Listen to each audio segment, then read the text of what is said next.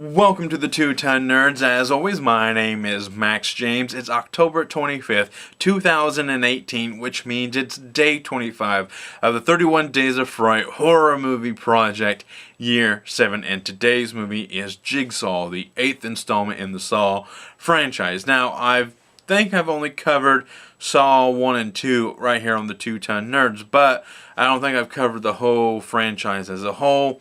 So I'm trying to tread carefully when I talk about this movie because I don't want to spoil this movie too much or at all.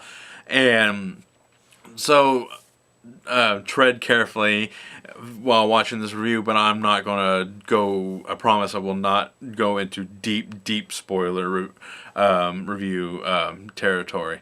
So, now, before I tell you what you need to know, I'm going to jump into telling you what my initial response when the final credit rolled upon the screen, and is that I really liked this movie. I thought it was a very good installment. I think it's actually one of the better installments in the Saw franchise because this movie takes more focus on the story, but at the same time the traps are very creative.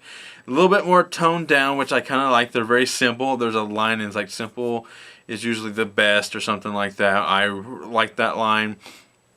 And I was also very curious on how the title character Jigsaw would fit into all of this, and I was not disappointed because in the long run of things it adds new information and as well as depth to this whole franchise.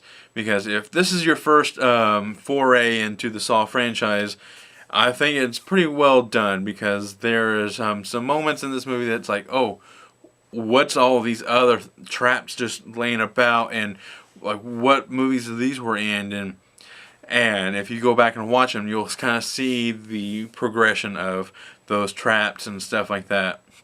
And I really like that.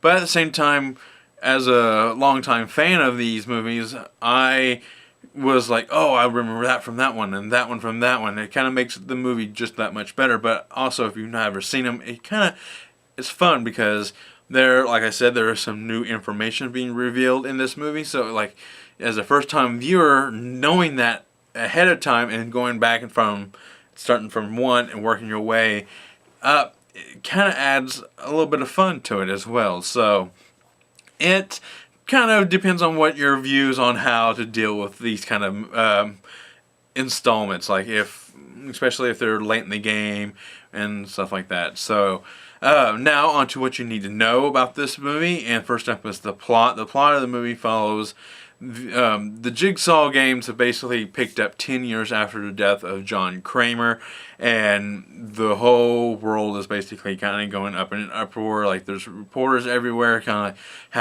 hassling the police and everything. And who is behind all this? That's basically what the big question about all this. And there's plenty of MacGuffins and red herrings and everything else being thrown at you throughout the movie. But when the big reveal at the end is it was good. I kind of saw it coming, but I didn't want to say it was going to be that way because it seemed too obvious. But at the same time, these movies are done pretty well at kind of not doing the obvious, but doing the obvious in some way. So now on to the practical effects. They're not really much practical, and there's one or two that kind of seep through, but it's mainly done CGI. And even when it's done CGI, I think it's done very well. It doesn't look too fake or too hokey, so that's actually a big plus. The scare factor, there's really no scare factor in this movie. There's a lot of very intense moments. That's really cool. I like when horror movies provide intensity, like when you're really on the edge of your seat, kind of really into the movie. I think the Saw franchise does that really well.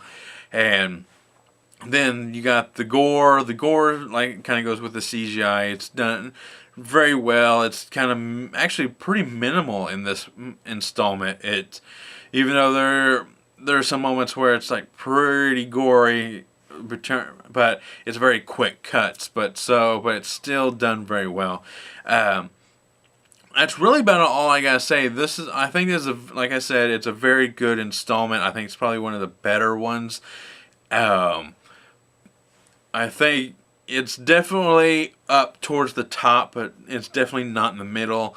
There, I think, in my opinion, I think 3 may be the worst of them all. But I have to go back and rewatch them. It's been a while, but I think from memory, I think 3 is the worst. Because I really like. I know some people think 2 is, but I think 2 is up there as well. So, but anyways, I hope you like this review. I know I didn't really talk much about it, but I just want to say that I really enjoyed this movie. It was a very good installment. It had good CGI gore. That doesn't happen. I don't think, to me, that happens very often. But the traps were great. The story was excellent.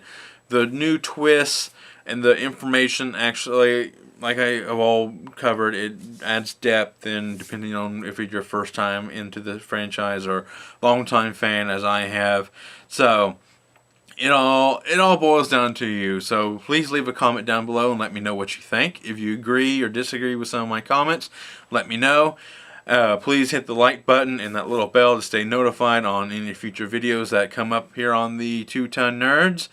And as always, my name is Max James, coming from the basement, and I'm going to go geek out.